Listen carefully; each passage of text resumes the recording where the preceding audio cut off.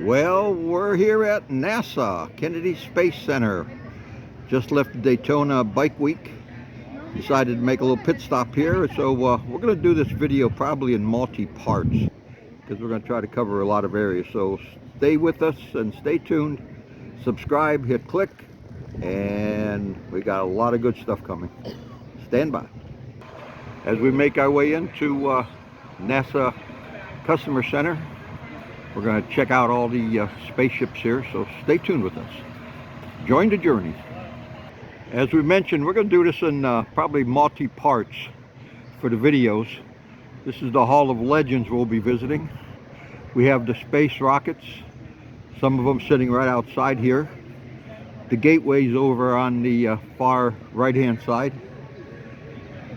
And then we'll be going over to the Space Shuttle and trying to pick up some videos on that for you. Stay tuned and let's go. One of the first ones we're going to show you and give you a little information here is the Saturn I, the first launcher vehicle created specifically for the space program.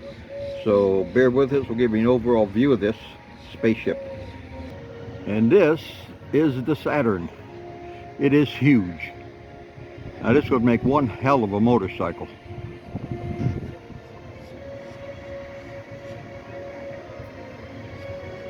Mammoth in size, the Saturn I.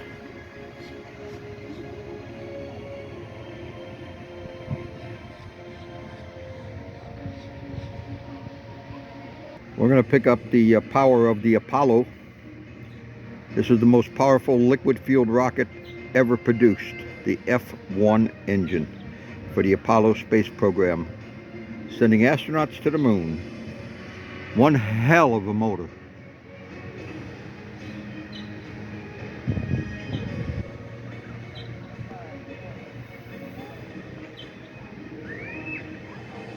And again, this is from the Apollo program. 3 minutes. This can get a rocket up to 6,000 miles per hour, or actually 38 miles into the air. As we come back to the Saturn I, I'll get a picture of these engines.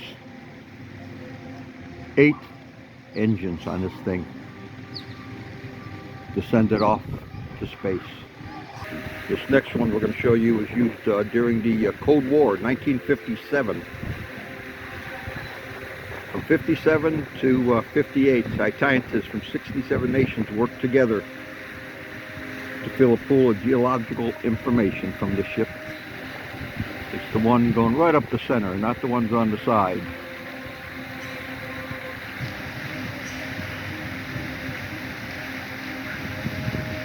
One heck of a machine.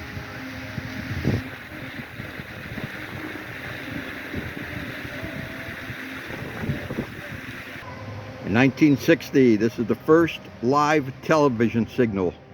Global television arise from this rocket. This was sent up in space with the satellite.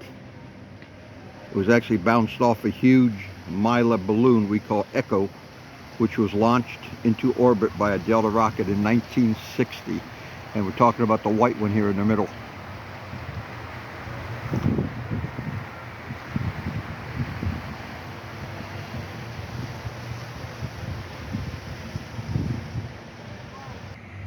I'll give you a little information here. This is the Pioneer 4. It was the first mission to make it to the moon, the rocket that we're looking at right now.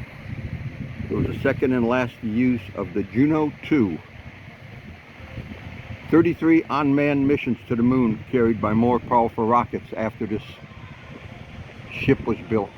And you're looking straight up at her.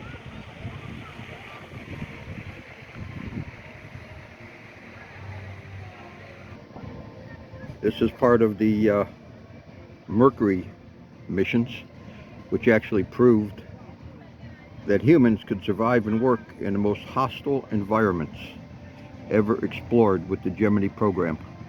And this is the ship that we're looking at right now. 1965, Ed White cracked the hatch on the Gemini 4 and took America's first spacewalk from this ship. This is how he got there. Some serious motors on this. We're going to show you the Delta II, by the numbers they say.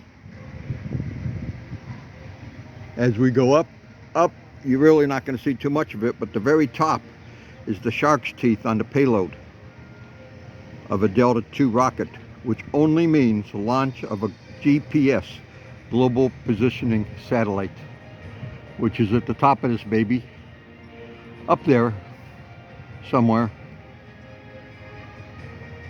30 years of service, Delta II rockets have launched the first 48 operational GPS satellites, which we use today in our maps and Google and all the other technical BS.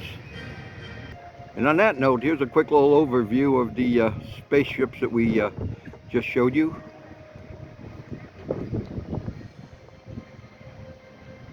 And we're going to be traveling inside here at NASA. And we're going to be heading to the gateway, and we're going to put this on a separate video, so stay tuned for the next few parts. Click subscribe and like for more upcoming videos.